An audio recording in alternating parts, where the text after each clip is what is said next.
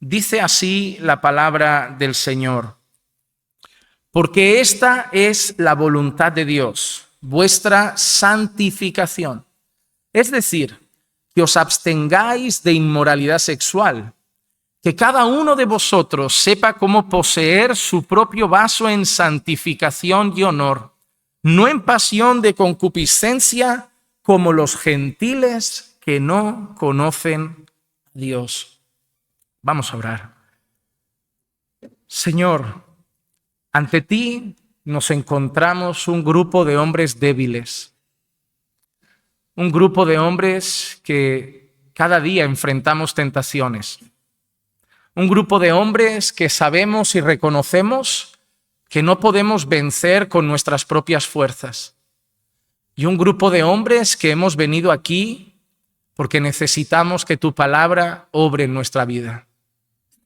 Señor, queremos que tu palabra, ministrada por tu Santo Espíritu, pueda transformarnos de tal manera que venzamos, Señor, nuestra carne.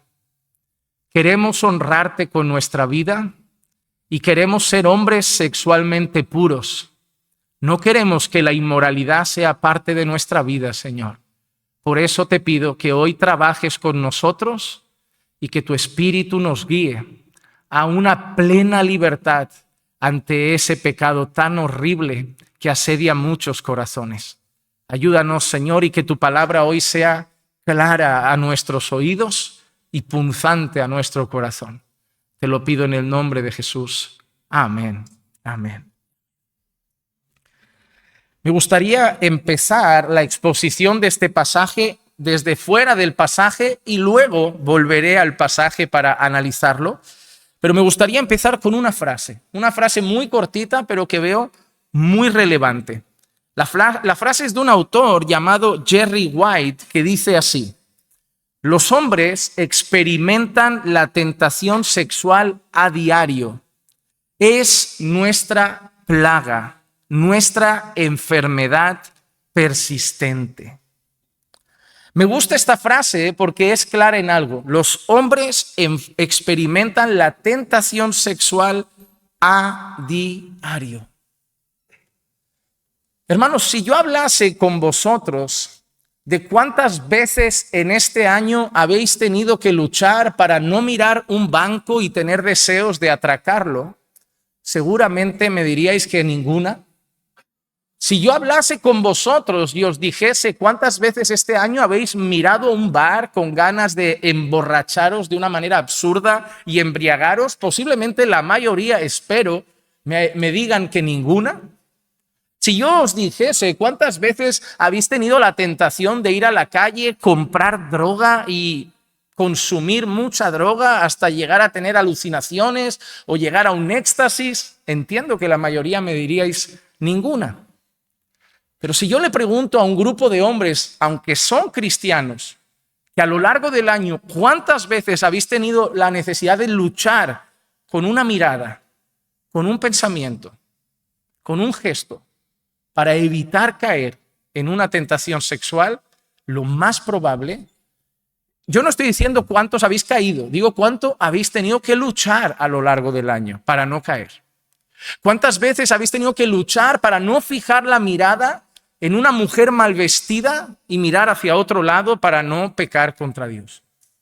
¿Cuántas veces habéis tenido la tentación de, en un puesto de trabajo o atendidos por una muchacha en una cafetería que ha empezado a coquetear, intentar ser rápidos y salir de ahí para no caer en un pecado contra Dios? ¿O cuántas veces habéis visto una publicidad que aparecía en vuestro teléfono o en vuestro ordenador mientras navegabais por internet y habéis sido rápidos al cerrar para que no provocase nada en vuestro corazón y entonces evitar pecar contra Dios?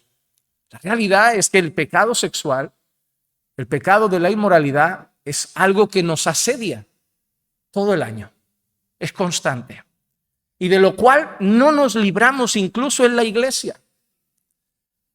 ¿Por qué? Porque además en este tiempo es un pecado que se expone como normal.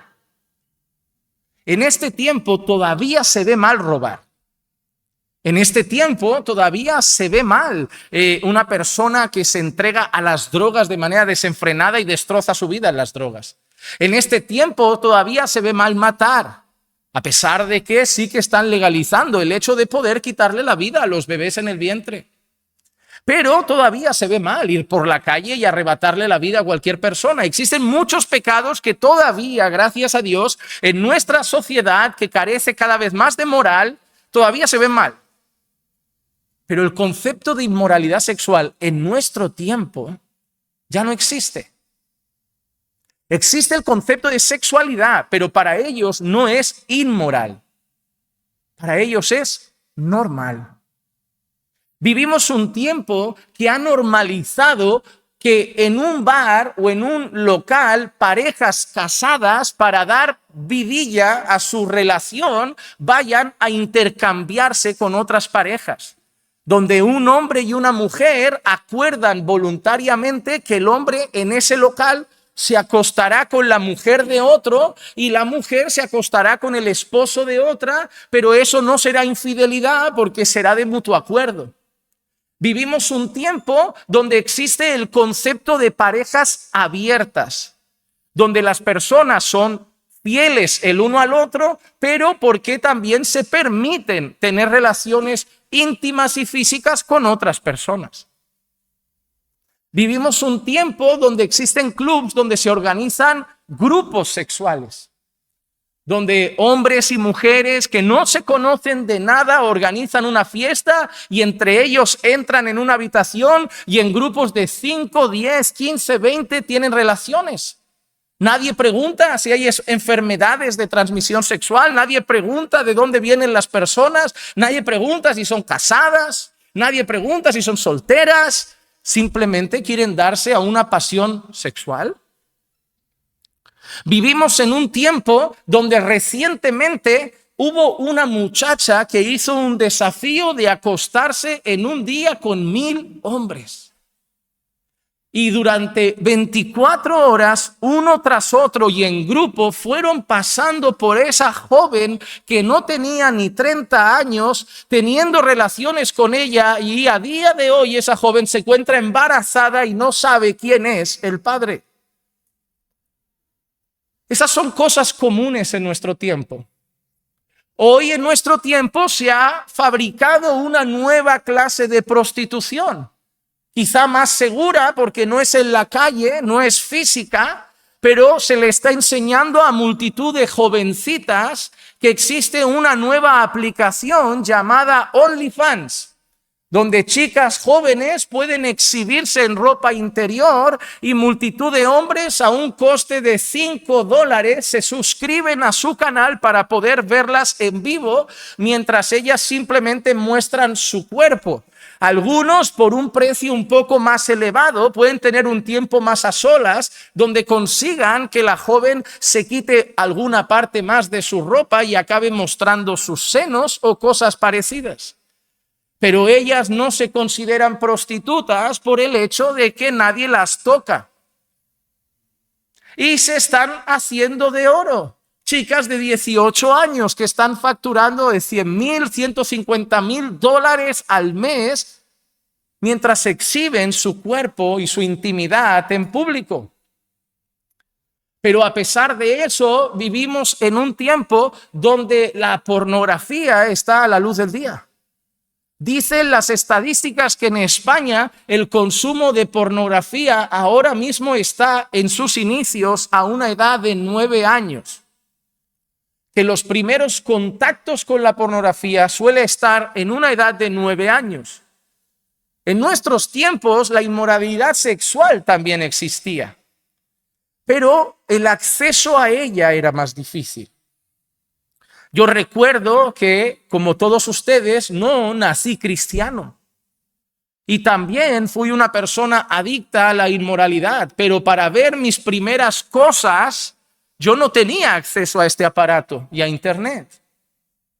Yo tenía que recurrir a un primo que era mayor que yo y que podía comprar una revista y poder ver imágenes de mujeres desnudas en una revista. Claro, era difícil. O cuando de vez en cuando mis padres se iban de casa a algún sitio, intentar conseguir una cinta de vídeo para ver algo rápido. Pero ahora vuestros hijos y nosotros tenemos el acceso a un clic.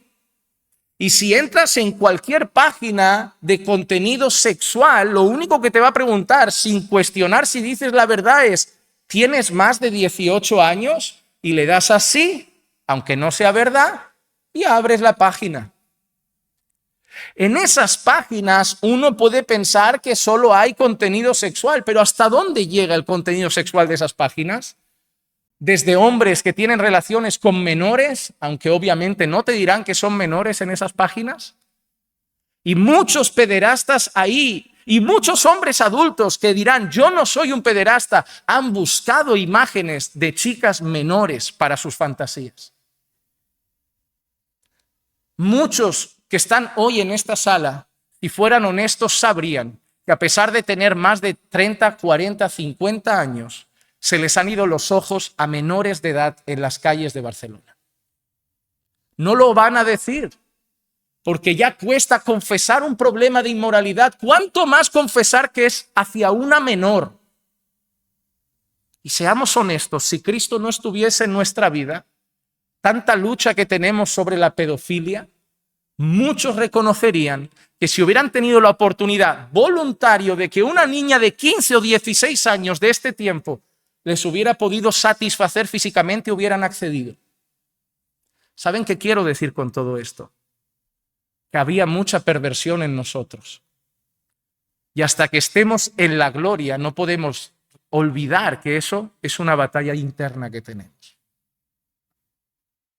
Por un momento yo quiero que pienses en qué es lo más perverso que ha pasado por tu cabeza en esas cosas, en tu tiempo en este mundo. Y quiero que sepas que no puedes olvidar esa batalla como si ya no existiera dentro de ti. De la misma manera que el drogadicto puede seguir teniendo de vez en cuando luchas y tentaciones con la droga, de la misma manera que el borracho puede seguir teniendo luchas y tentaciones con el alcohol, de la misma manera que el perezoso puede seguir teniendo luchas y tentaciones con la pereza, de la misma manera que el iracundo puede seguir teniendo luchas y tentaciones con ser iracundo, con gritar y tener mal temperamento, el inmoral puede tener tentaciones de volver a caer en esa práctica. Y eso en nuestro tiempo se complica.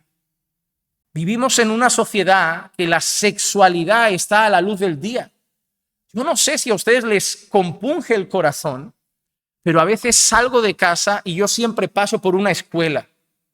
Y cuando voy temprano a veces a buscar un café por la mañana o paso por ahí a veces más tarde a la tarde, veo jóvenes que tienen 14 años, 15 años, tocando a las muchachas con la mano en el trasero y algunos besándose de una manera que yo jamás pensaría besar a mi esposa así en la calle. Cuanto menos dos chicos menores de edad. Pero eso se ha vuelto normal hasta el punto que profesores salen de la escuela, ven a los dos muchachos y no dicen nada. Y adultos pasan por ahí, lo miran y no ven un problema.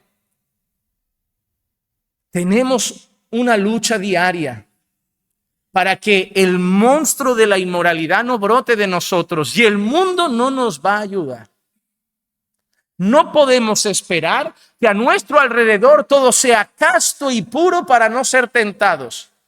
Porque incluso a día de hoy en las iglesias hay mujeres mal vestidas a veces.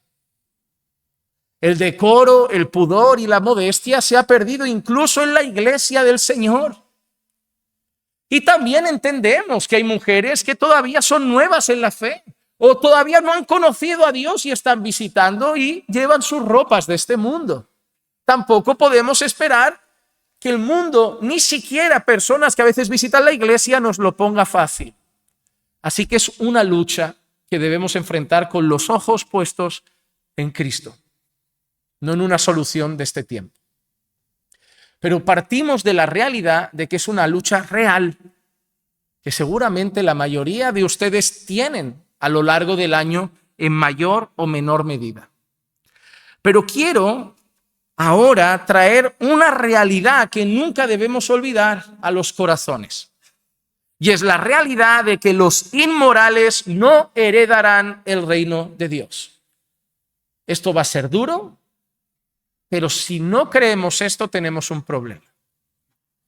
Déjenme traer dos pasajes. El primero se encuentra en 1 Corintios, capítulo 6, versículos 9 al 10. ¿O no sabéis que los injustos no heredarán el reino de Dios? No os dejéis engañar, ni los inmorales, ni los idólatras, ni los adúlteros, ni los afeminados, ni los homosexuales, ni los ladrones, ni los avaros, ni los borrachos, ni los difamadores, ni los estafadores heredarán el reino de Dios.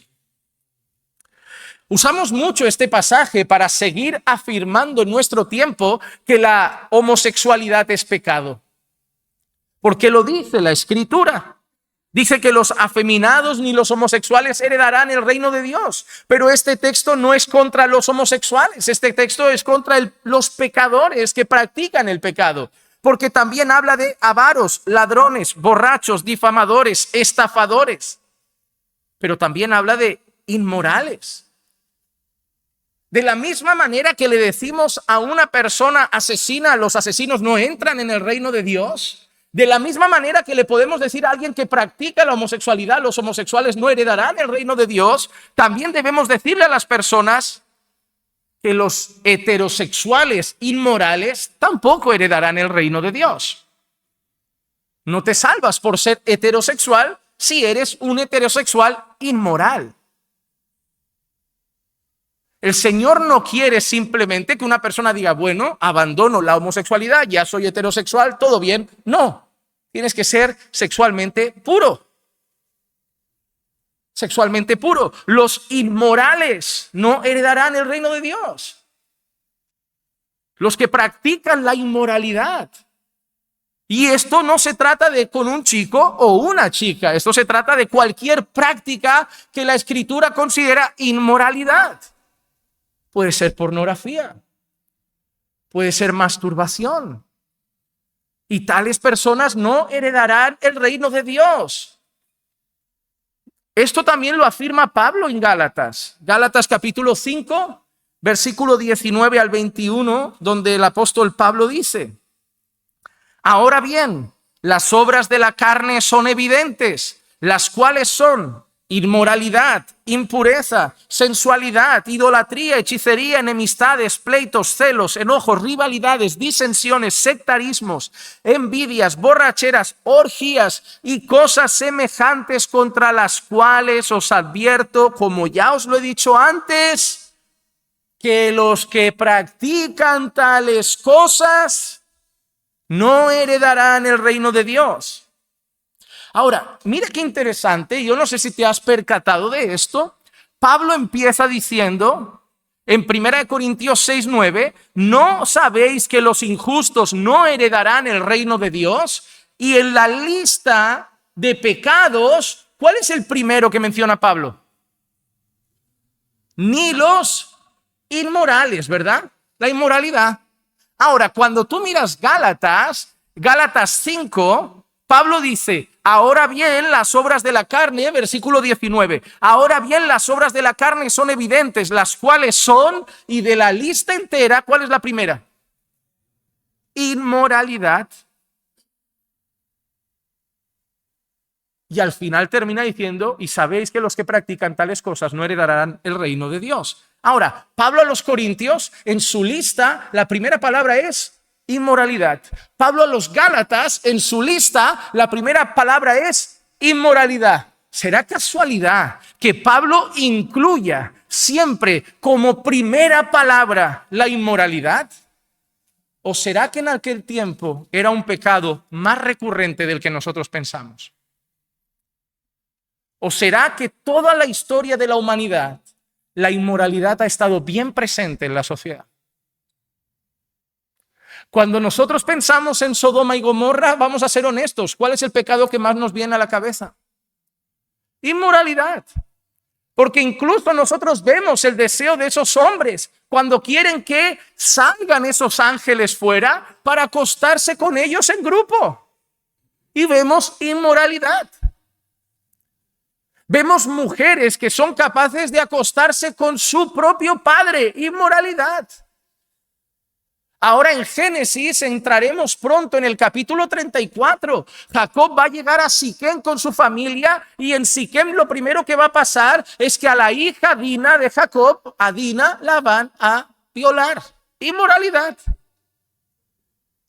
Y a lo largo de la historia vas a ver eso constantemente. Vas a ver eso constantemente.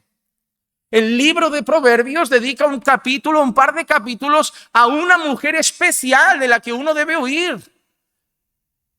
Una mujer a la que el autor a los Proverbios llama ramera, de la que uno debe cuidarse para cuidarse de la inmoralidad.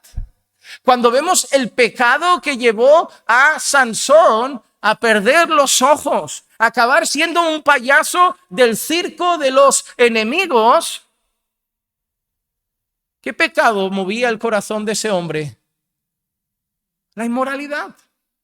Cuando vemos a un rey que es un hombre conforme al corazón de Dios, estar a punto de perder su trono y pagar un alto precio por su pecado, ¿cuál fue el pecado que llevó a ese rey a la caída?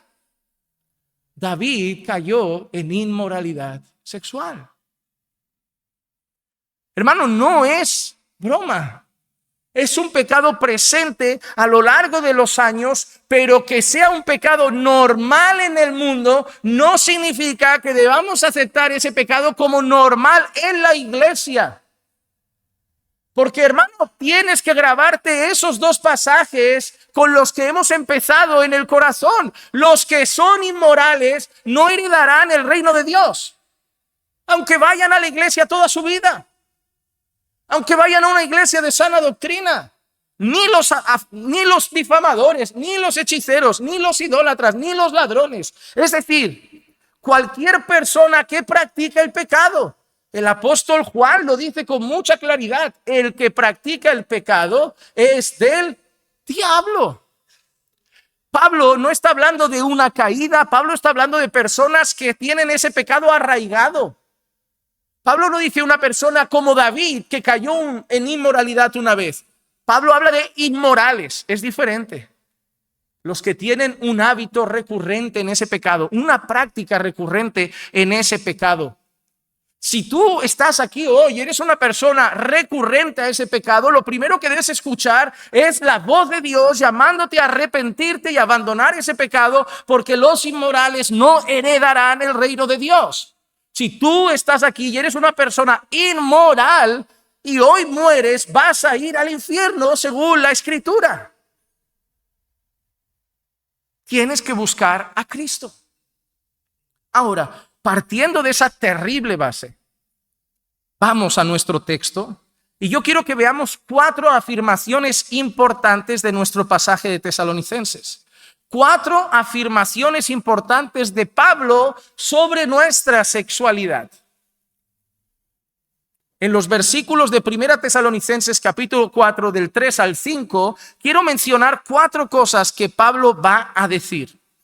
Punto número 1, Dios desea nuestra santificación. 1 Tesalonicenses 4 versículo 3 empieza de esta manera. Porque esta es la voluntad de Dios, vuestra santificación. Punto número 1. Dios desea vuestra santificación. Existen personas que a veces vienen, especialmente los jóvenes, a preguntarme, pastor, ¿cómo sé qué quiere Dios de mi vida? Y sé que lo que me preguntan es, ¿cómo sé que tengo que estudiar? ¿Cómo sé con quién me tengo que casar? A mí me hace gracia que me preguntan, ¿cómo sé que esa chica que me gusta es la mujer que Dios tiene para mí? Yo no lo sabía. Me casé con ella. Sigo pensando que es ella, mientras sigo casado. Pero no se encendió una luz en el cielo, una flecha no apuntó hacia Clicia, no escuché una voz en mi oído que gritaba, esa es la tuya, desde el inicio de los tiempos. No. A veces lo que quiere la gente saber es eso, que Dios nos dé como en IKEA, un mapa de instrucciones sobre cómo organizar nuestra vida. Mira, lo que quiero para ti es que estudies arquitectura, que te mudes a Washington, que compres una casa de Estados Unidos para apoyar a tu familia, pero luego que te jubiles en Perú o que seas misionero. No lo sé. No sé lo que tiene Dios para ti. No sé lo que tiene para mí. Lo he descubierto en el camino. En el camino lo he descubierto. Y sigo descubriéndolo porque no sé lo que tiene para mí mañana y lo que tiene para mí el año que viene. Pero hay una cosa que sé, de la única que tengo certeza, que Dios quiere nuestra santificación. Hermanos, yo no sé si Dios quiere que seas arquitecto, pero si quiere que seas arquitecto, tienes que ser un arquitecto santo. Yo no sé si Dios quiere que seas fontanero, pero si vas a ser fontanero, tienes que ser un fontanero santo. Yo no sé si Dios quiere que seas mañana misionero a tiempo completo y vayas de misiones, pero si vas a hacer eso, tiene que ser un misionero santo, porque lo que Dios quiere para todo su pueblo es su santificación. Y debemos entender que es santificación. Santificación no significa una vida alejada de todo el mundo. Pero santificación significa una vida consagrada. La palabra santo es una palabra que significa separado, significa una palabra que significa consagrado, apartado. Y lo que Dios quiere es que vivamos una vida separada para Él. Por eso Él nos sacó de las tinieblas y nos llevó al reino de su luz admirable. Y en ese proceso de santificación, lo que Dios está haciendo en nuestra vida es conformarnos cada día más a la imagen de Cristo. Porque la imagen del santo es la imagen de Cristo. Dios quiere que seas santo. Entonces Dios quiere que seas como Cristo. Y dudo que Cristo fuera mirando a las mujeres con deseo sexual por la calle. Estoy seguro que Jesús tuvo la posibilidad de tratar con alguna mujer como aquella que iban a apedrear por un acto de adulterio. O como mujeres que habían sido rameras y de mala vida, pero en ningún momento Jesús sintió el más mínimo deseo sexual por esas mujeres. El deseo de Dios es que nosotros lleguemos a ser santos, incluso como Cristo, hasta el punto de mirar a una mujer y no ser movidos automáticamente a un deseo sexual. Jesús es puro y es puro en todos los ámbitos. Y de la misma manera Dios quiere pureza para nosotros. El deseo de Dios para la vida de su pueblo es la pureza. Y en base al tema que estamos tratando hoy, debemos entender que el deseo de Dios para tu vida es la pureza sexual también. Y ahí voy al punto número 2. Nuestra santificación implica nuestra vida sexual también. En 1 Tesalonicenses capítulo 4, el versículo 3 sigue diciendo, es decir, que os abstengáis de inmoralidad sexual. Mira lo que ha dicho Pablo. Dios quiere que seáis santos. Y justo después dice, es decir. ¿Qué significa es decir? ¿Cómo somos santos, Pablo? ¿Cómo caminamos en santidad, Pablo? Y Pablo lo explica, es decir, que os abstengáis de inmoralidad sexual. Pablo, ¿los otros pecados sirven? No. También hay que abstenerse de la difamación, de la mentira, del robo, de la calumnia, del odio, del orgullo, de la soberbia. Pero en este caso, Pablo vuelve a apuntar al primero de la lista, a la inmoralidad sexual. ¿Te has dado cuenta en 1 Corintios cuál era el primer pecado que menciona? Inmoralidad. En Gálatas, ¿cuál es el primer pecado que menciona? Inmoralidad. Y ahora los tesalonicenses, cuando habla de santificación, el pecado que menciona que hay que dejar primero es inmoralidad. Hermano, Pablo debe saber que la lucha con la inmoralidad es grave también en ese tiempo. ¿Tú quieres saber cómo sabemos que la lucha con la inmoralidad es grave en ese tiempo? Lo sabemos porque en la misma carta de Corintios, donde Pablo habla de los inmorales, Pablo corrige a la iglesia de Corinto porque ha habido un pecado concreto en medio de la iglesia muy escandaloso. ¿Y de qué se trataba? Primera de Corintios capítulo 5. Un hombre se había acostado con la mujer de su padre. ¿Qué tipo de pecado es ese? Inmoralidad.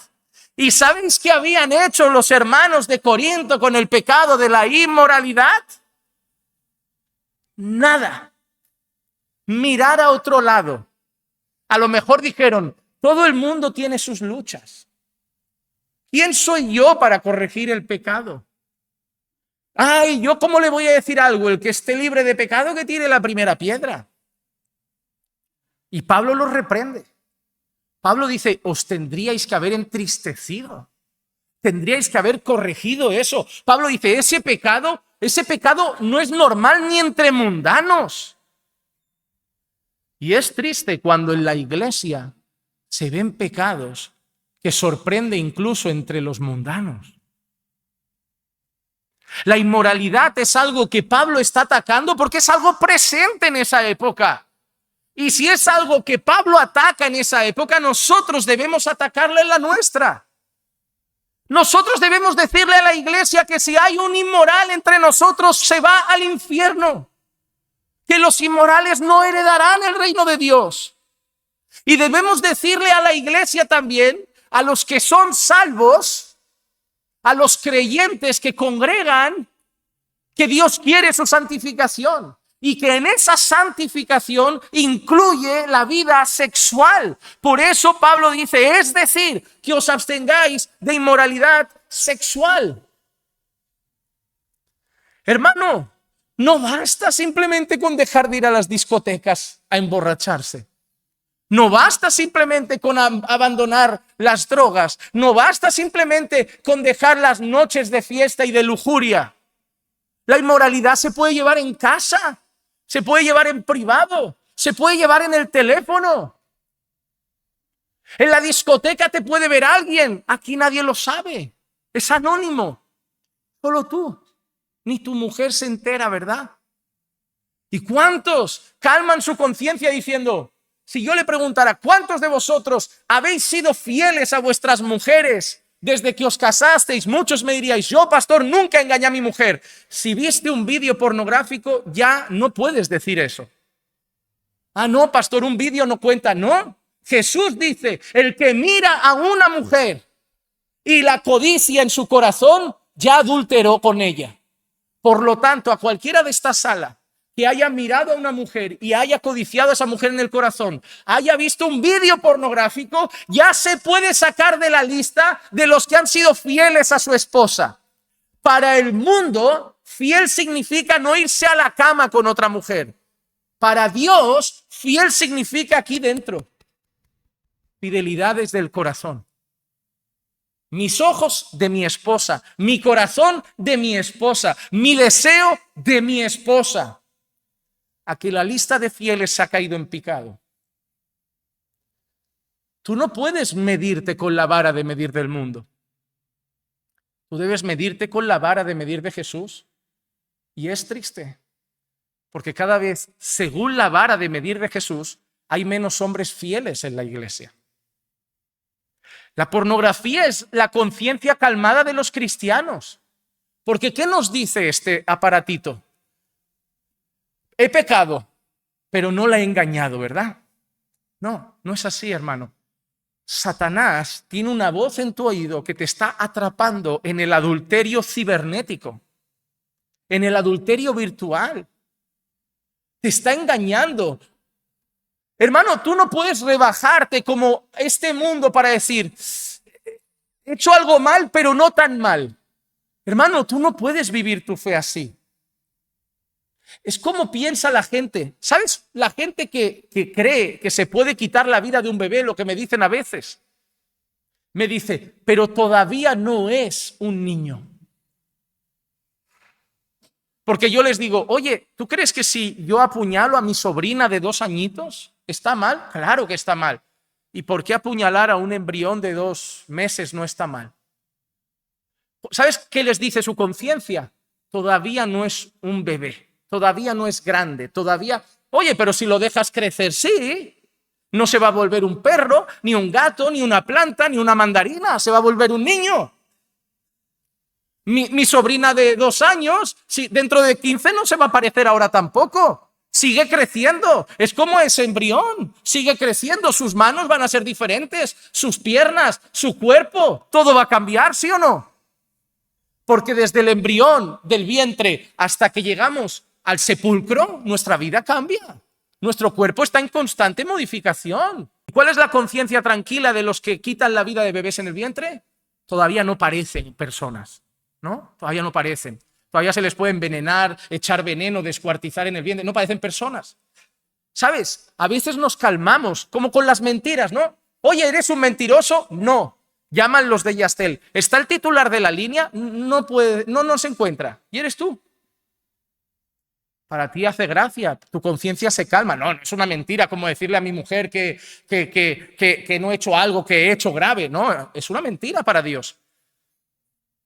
Hermano, tu conciencia no puedes dejar que se calme pensando, peco, pero no tanto. O he pecado, pero no es tan grave. Nuestra meta es Cristo. ¿Y sabes qué significa? Tentado en todo, pero sin pecado. Tu meta no es pecar menos. Tu meta es no pecar. Y a nivel sexual, Dios no quiere simplemente que dejes de acostarte con mujeres. Dios quiere que seas puro. Yo sé que en nuestras mentes de hombres de este mundo es difícil pensarlo. Porque nos han dicho que los hombres todos miran, todos codician, no, mientras al final no hagan nada, todos van a mirar. No, los hombres de Dios pueden y deben ser puros. Los hombres de Dios tienen que tener la mirada de Cristo, la mente de Cristo, el corazón de Cristo y también a nivel sexual. Tenemos que buscar la pureza sexual en nuestro teléfono, hermanos.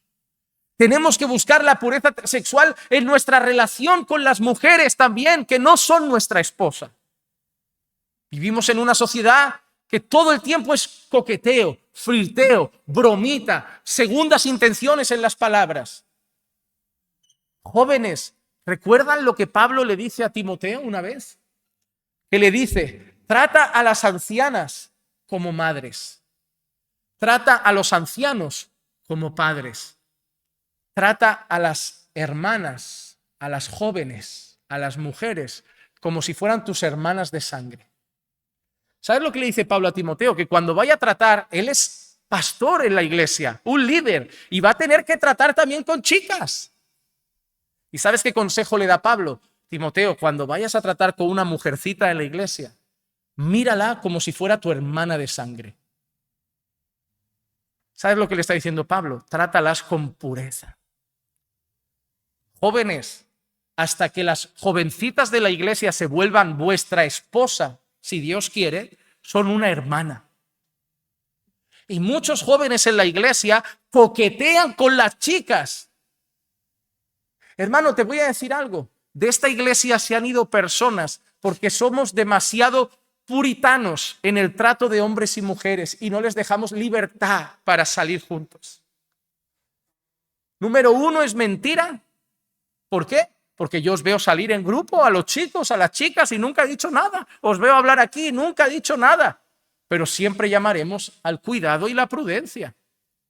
Para mí no hay nada más disparatado que un padre le diga a su hija, no, puedes salir con fulanito y venir por la noche, me fío de ti. Y lo peor es el padre tan inocente que dice, de ella me fío, no me fío de él.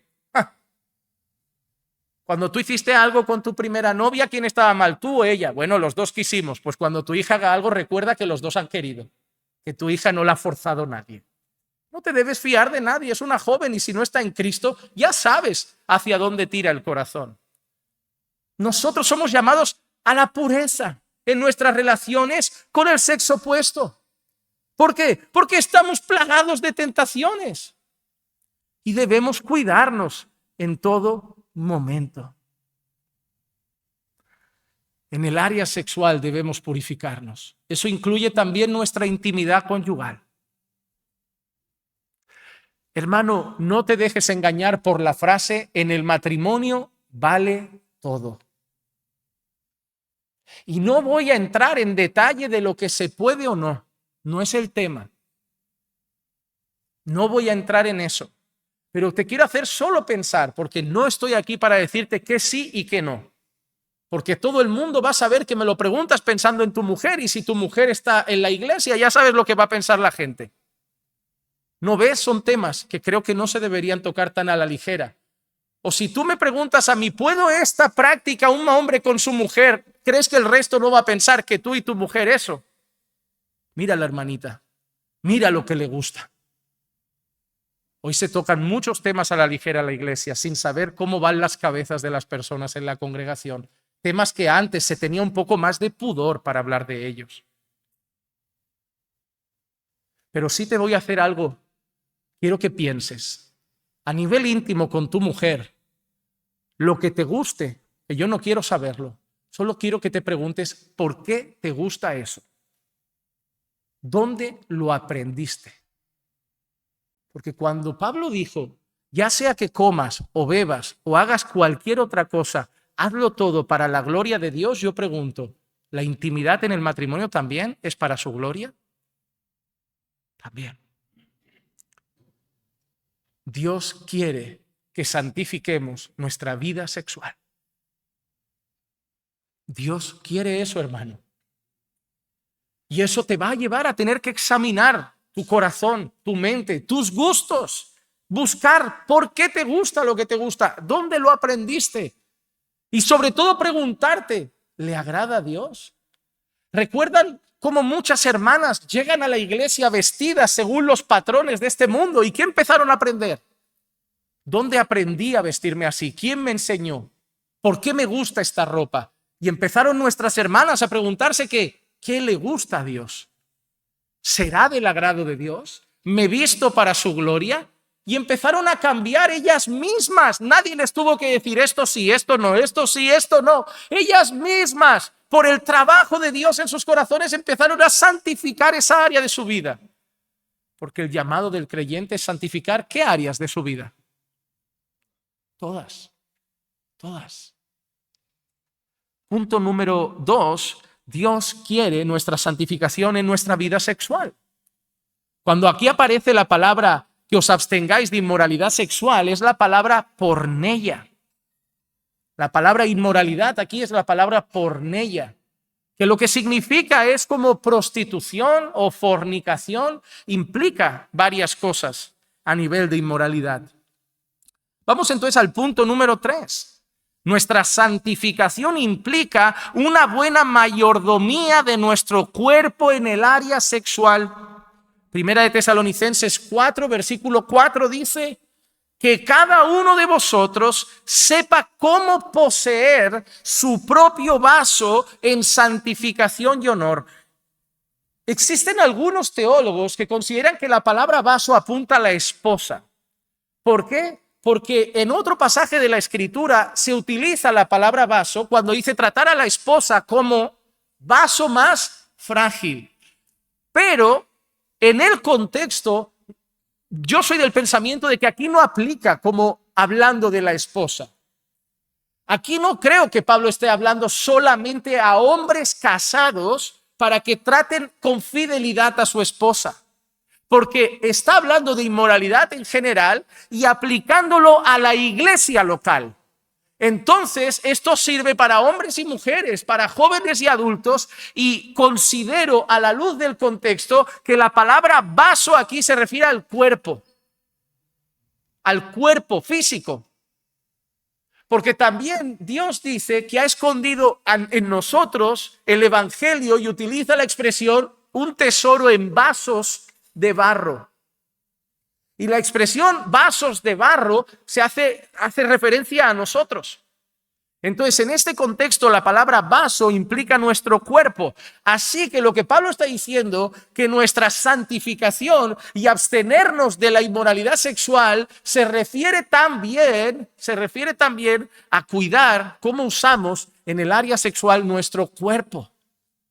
Nuestro cuerpo implica nuestras manos, implica nuestros ojos, nuestros oídos, nuestras conversaciones. Y finalmente, el punto número 4, nuestra moralidad sexual debe ser distinta a la de los impíos. Termina Pablo diciendo en el versículo 5, no en pasión de concupiscencia como los gentiles que no conocen a Dios. Hermanos, según la Escritura, cada uno es tentado por sus propias. Así que yo sé qué tentaciones tienes, no nos podemos negar, pero ¿sabes cuál es la diferencia entre el gentil, el mundano y nosotros? Es que no nos dejamos llevar por ellas. Tú tienes tentaciones, ellos también. La diferencia es que ellos son llevados por las pasiones de sus concupiscencias.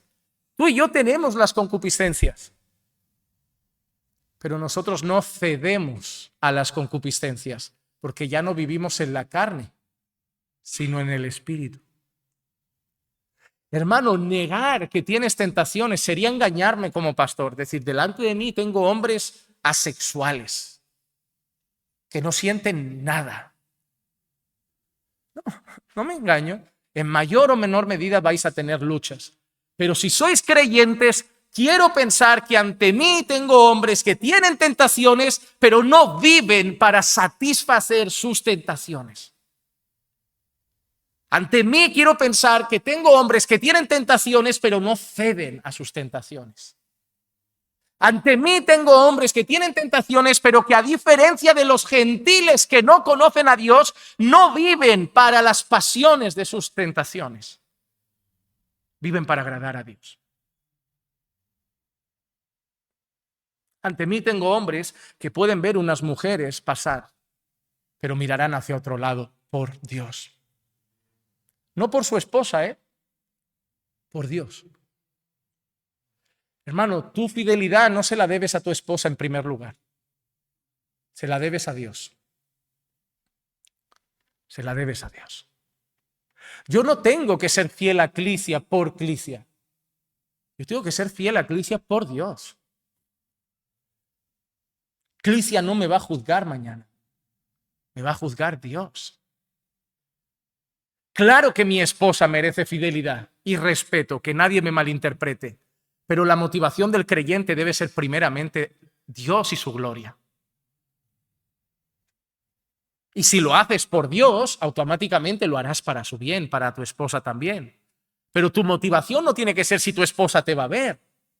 Porque repito, cuando cojo el móvil, mientras mi mujer está en la ducha y está un rato duchándose y puedo hablar y hacer lo que quiera, mi mujer no se va a lastimar, porque ojos que no ven, corazón que no siente. Yo miro a la derecha, mira, no están los hermanos de Caminando por Fe.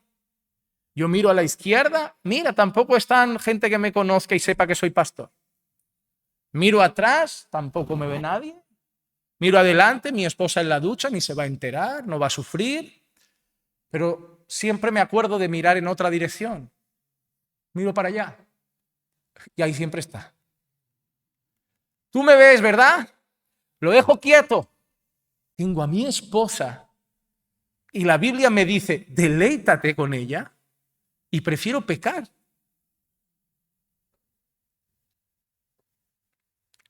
Por eso, hermanos, debemos entender nuestro llamado a la pureza sexual. En todas las áreas de tu vida debes ser santo. Pero aquí Pablo aplica especialmente la santidad al área de la sexualidad. Debes usar tu cuerpo para la gloria de Dios. Debes santificar tu vida sexual para la gloria de Dios.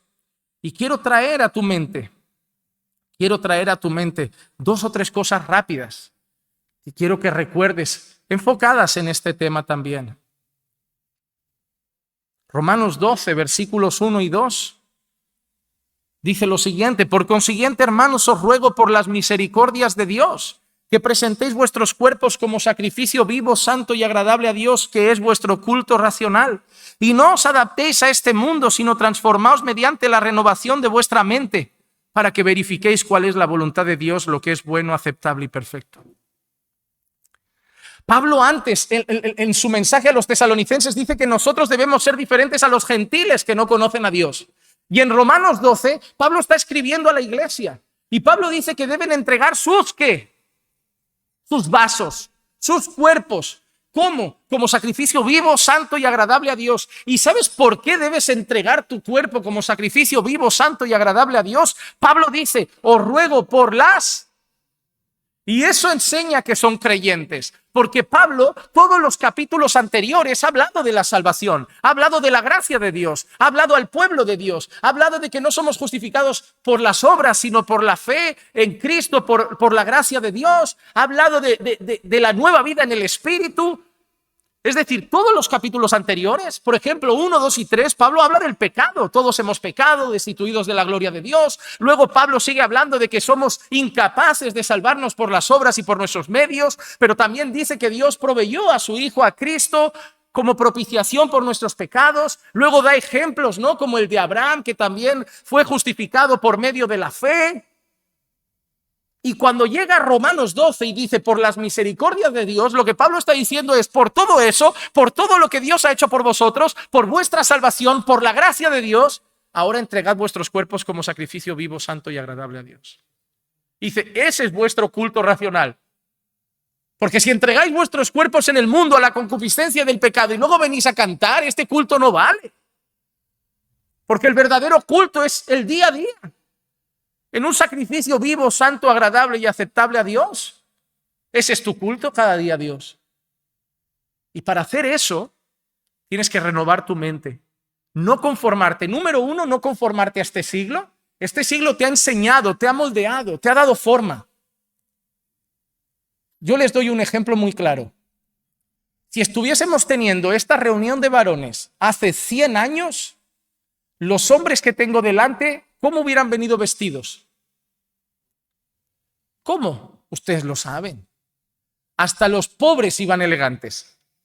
Yo siempre le digo a Clicia eso. Yo veía vídeos antiguos. Hasta la gente pobre iba con camisa por dentro del pantalón, que digo, Clicia, hoy hasta los ricos van con unas pintas. Y antiguamente, en la época de mi padre, hasta los pobres eran formales. Es una realidad. No estoy hablando de que Arana se me sienta mal, lo dice por mí. No voy por eso. Pero, ¿qué pasaba? Era cuestión de la cultura. Le enseñaba al hombre a vestirse. Había una frase muy sencilla, como un hombre. Ahora, nuestra cultura, ¿sabes qué ha enseñado a los hombres? La ropa no importa. ¿Sabes qué nos dice el mundo? No juzgues por la apariencia. La ropa no importa, importa lo de dentro. Y sobre todo, ¿sabes qué ha enseñado la cultura nuestra? Lo que llamamos la eterna juventud. ¿Cuántos años tienes? La edad no importa, importa que yo me siento joven. A ver, tienes 50 y tu mujer está cansada de que parezcas un crío. El único que no le da importancia eres tú, el resto está sufriendo. Tus hijos necesitan un hombre, tu mujer necesita un hombre. Solo tú estás disfrutando la niñez perpetua. Y eso se nota hasta en la ropa. La cultura afecta. ¿Por qué si no muchos de vosotros decís, los colombianos son así, los ecuatorianos son así, los españoles son así, los bolivianos son así, los italianos son así, los rusos son así? Porque la cultura afecta. Ahora llegamos a Cristo y ¿sabes qué dice Jesús? La cultura se queda fuera. No os conforméis a este siglo. Ahora toca transformarse, renovar vuestra mente.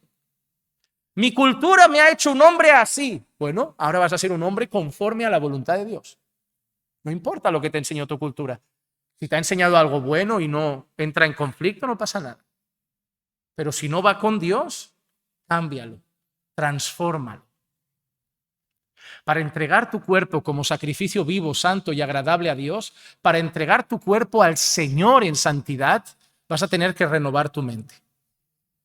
Déjame decirte una cosa, y cuanto antes lo aceptes mejor. Tu manera de ver el sexo es la manera que el mundo y la cultura te enseñó.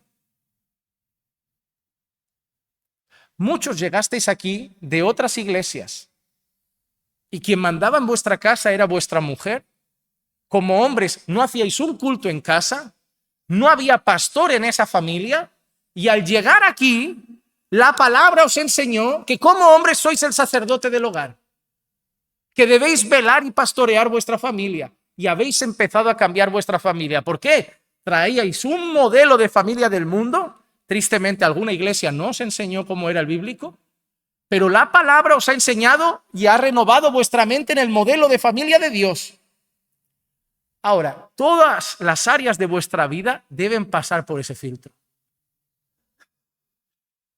La ropa, los gustos, la tele, todo tiene que pasar por el filtro de esto es lo que traigo del mundo, lo filtro en la escritura y lo adapto a la voluntad de Dios. Tu vida sexual es parte de tu vida para Dios. Traes una vida sexual del mundo, la debes pasar por el filtro de la escritura y adaptarla a los patrones de Dios. Mira hasta qué punto Dios quiere tu pureza sexual. Ya queda poco, hermanos, aguántenme un poquito más. Efesios 5, versículos 3 al 5 dice, pero que otra vez la palabra, pero que la inmoralidad y toda impureza o avaricia ni siquiera se mencionen entre vosotros como corresponde a los santos. Y vamos a seguir una lista más. Ni obscenidades, ni necedades, ni groserías que no son apropiadas, sino más bien acciones de gracias. Porque con certeza sabéis esto. Y otra lista. Que ningún inmoral, impuro o avaro que es idólatra tiene herencia en el reino de Cristo y de Dios. ¿Cuál es la primera palabra de la lista de los que no heredarán el reino de Dios otra vez en Efesios? ¿En Corintios? ¿En Gálatas? ¿En Efesios? Será importante, ¿no, hermanos? Pero Efesios, Pablo lo ha llevado a un nivel inimaginable. Pablo ha dicho que la inmoralidad, impureza o avaricia ni siquiera se mencionen entre vosotros. Luego dice, ni groserías. ¿Sabes qué? Tienes que ser tan puro a nivel sexual que hasta vas a cuidar tus palabras cuando hables de esos temas. ¿De qué bromean los compañeros de trabajo? ¿De qué hablan los hombres en el bar antes de subir a casa con sus mujeres? Nosotros no hablamos de esas cosas. El creyente no es ligero para tratar esos asuntos. El creyente guarda sus palabras. ¿Recuerdas de qué sale de la boca lo que está lleno? Si mi boca solo hace chistes de eso, bromea de eso y habla de eso está lleno el corazón. La inmoralidad, dice Pablo, tiene que ser algo de lo que cuidamos hasta en nuestras conversaciones. Igual que menciona las groserías. Venimos del mundo, ¿verdad? Un lenguaje vulgar, un lenguaje feo. Iglesia siempre me lo ha dicho. Trabajaba en España y siempre me ha dicho, los españoles dicen muchas palabrotas.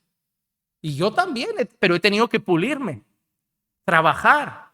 Ella me ha llamado muchas veces la atención. Cuidado, cuidado, cuidado. Y he ido cambiando mis palabras, porque para mí era normal usar muchas expresiones que son vulgares. Pero ¿te imaginas a un pastor vulgar al hablar? No, porque las groserías no deben estar en nuestra manera de hablar. Ahora testificamos de Cristo hasta en nuestras palabras. Y Pablo dice que la inmoralidad ni siquiera debe mencionarse entre nosotros. Recuerda, hermano, que en este mundo estás viviendo como extranjero y peregrino, como dice Primera de Pedro 2:11. Amados, os ruego como extranjeros y peregrinos que os abstengáis de las pasiones que combaten contra el alma. ¿Y sabes qué? La inmoralidad combate contra tu alma. Te robará el gozo. Apagará tu vida de oración. Te quitará la alegría en el culto. Enfriará tu comunión con Dios. El apóstol Pablo lo enseña a los Gálatas. Que nuestra carne y el espíritu combaten. Dice, de manera que no podéis hacer lo que queréis. Se oponen el uno al otro. ¿Y sabes qué dice Pedro aquí? Abstente de esas pasiones. ¿Por qué? Porque combaten contra tu alma. ¿Quieres cultivar una buena relación con Dios y una buena vida espiritual? Huye de las pasiones. ¿Qué le dice Pablo a Timoteo también? Huye de las pasiones juveniles. ¿Crees que las pasiones juveniles no incluían inmoralidad sexual? Timoteo, huye de eso. Porque como caigas en eso, Timoteo, se acabó el ministerio. Se acabó el ministerio. Así que yo quiero hacerte una pregunta antes de concluir.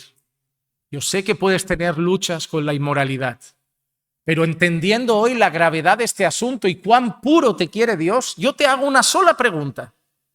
¿Has luchado lo suficiente? ¿Has batallado lo suficiente? Me gusta lo que dice Hebreos 12:4. Porque todavía en vuestra lucha contra el pecado no habéis resistido hasta el punto de derramar sangre. Fuerte, ¿verdad? ¿Sabes lo que está diciendo el autor a los hebreos? En vuestra lucha con el pecado todavía no habéis sudado sangre. Todavía no habéis batallado con tanta fuerza. Yo no quiero saber si te sientes mal cuando pecas en el área inmoral. Yo quiero saber si estás dando tu vida para dejar de hacerlo. Sentirte mal y no hacer nada para combatirlo no sirve, hermano. ¿Cuántos hermanos conozco yo que han dejado las redes sociales para ya no tener visión de nada? ¿Cuántos han evitado tener un smartphone un año entero para librarse del pecado de la pornografía, que aquí lo veían siempre? ¿Cuántos se cuidan con 1000 maneras y cosas que alguno dirá, oye, no hace falta? Pero él dirá, para mí sí. Estoy en un combate, tengo un gran problema y yo voy a poner barreras para no pecar contra Dios. Es tu batalla, los demás no tienen que entenderla. Y los demás no tienen que pensar como tú. Puede ser que ellos no tengan esa lucha. Es como yo le digo a veces a mi esposa, yo no le prohíbo a la gente que vaya a la playa. Yo no voy. Yo decido tomar esa decisión para yo guardarme. Yo sé cuál es mi pasado. Y yo prefiero prevenir a subirme aquí un domingo después de haber ido en agosto a la playa y subirme a predicar de santidad cuando yo sé, y nadie más, pero yo sé que ayer en la playa se me fueron los ojos ante unas jovencitas. Y ahora, ¿con qué cara me subo aquí para hablar tranquilo?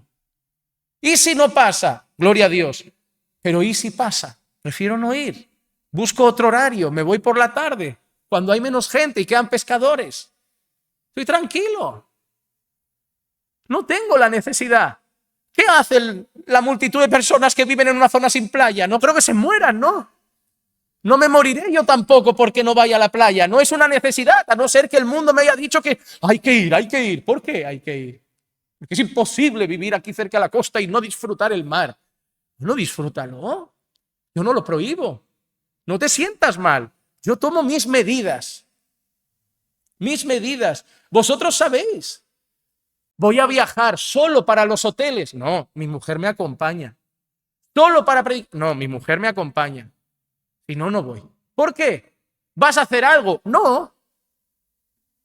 No. Pero muchos han caído en esos viajes ministeriales. A solas, viajando por las Américas mientras la esposa cuidaba de los hijos. Prefiero ir acompañado. Y si no hago nada, pero alguien dice y pone en internet, vimos a Juan Manuel en el hotel con una hermana de la conferencia. Ahora defiéndete tú. Pero si fue mi mujer, dirá, no, yo estaba con él. Eso es mentira. Hermano, no obligo a la gente a tomar esas medidas. No estoy diciendo que quien viaja sin su mujer está mal. Estoy diciendo que yo, en base a mis luchas y a mi concepto, yo tomo mis medidas. Pero yo voy a ser radical con el pecado y no voy a abrir la puerta en mi casa. En esta iglesia no va a haber hermanas que digan, el pastor me ha sonreído más de la... No lo vais a ver, no, ninguna. No, Dios me libre. No soy respetuoso, no soy grosero, las trato con respeto, pero cuido mucho el trato con ellas. Son hermanas y así las miro. Guardo el corazón de mi mujer. No voy a dar lugar a celos innecesarios. El móvil en casa, ahí, a la vista. ¿Quieres abrirlo? Clicia, ábrelo. Esta es la contraseña. Ya está, tranquila. ¿Quieres revisar? No me voy a pelear de que mi privacidad. Toma, ¿quieres revisar? Revisa. ¿Quieres guardar tu corazón y que esté tranquilo? Tranquilo. Uno debe ser radical con el pecado. Uno debe ser radical guardando su familia. Uno debe ser radical protegiendo su hogar. Y os pregunto, ¿habéis dado sangre contra vuestro pecado? ¿Habéis luchado? ¿Habéis puesto barreras? ¿Habéis puesto límites para no pecar más? ¿De verdad os duele tanto hasta el punto de decir, voy a hacer lo que sea para no repetirlo? Luchad ferozmente contra un pecado que va a combatir con vuestra alma. Pero solo hay una manera de hacerlo. Solo una manera de hacerlo. Romanos 13, 13 y 14, y termino con este texto. Andemos decentemente, como de día, no en orgías y borracheras, no en promiscuidad sexual y lujurias, no en pleitos y envidias. Antes bien, vestíos del Señor Jesucristo y no penséis en proveer para las lujurias de la carne. La única forma de no pensar proveer para satisfacer las lujurias de la carne es vestirnos cada día del Señor Jesucristo. Cada día ponte la armadura de Dios. Tu lucha no es contra carne ni sangre. Tu lucha no solamente es contra principados y potestades y huestes espirituales de maldad en las regiones celestiales, tu lucha es contra tu propio pecado, tu lucha es contra tu propia carne. Ponte cada día la armadura de Dios, vístete cada día del Señor Jesús, sumérgete cada día en el Evangelio y así no proveerás para los deseos de la carne. Pero hermano, huye de la inmoralidad. Va a destrozar tu vida, tu matrimonio y tu gozo en el Señor. Hay muchos creyentes que por haber caído en ese pecado hoy viven un cristianismo triste, apagado y sin gozo. Pero el Señor quiere que vivamos una fe deleite, gozo, alegría. Lo único que entristece al espíritu se llama pecado. Hermano, busca la pureza sexual. Vamos a orar. Señor, te damos gracias por tu palabra y te pedimos que nos ayudes, Señor, a buscar la pureza sexual en nuestra vida, a cada día luchar por santificarnos más, a cada día luchar por buscar más, Señor, santificar cada área de nuestra vida, especialmente el área de nuestra sexualidad. Sabemos que muchos podemos haber tenido luchas y batallas, pero bendito Dios, te pedimos que nos podamos revestir de Cristo cada día, entregar nuestros cuerpos como sacrificio vivo, santo y agradable a ti y poder poseer nuestros vasos, nuestros cuerpos en santidad y honor, no en concupiscencias y pasiones de la carne como los gentiles que no te conocen. Ayuda, Señor, a que este mensaje traiga santificación a la vida de todos nosotros. Te lo pido en el nombre de Jesús. Amén. Amén.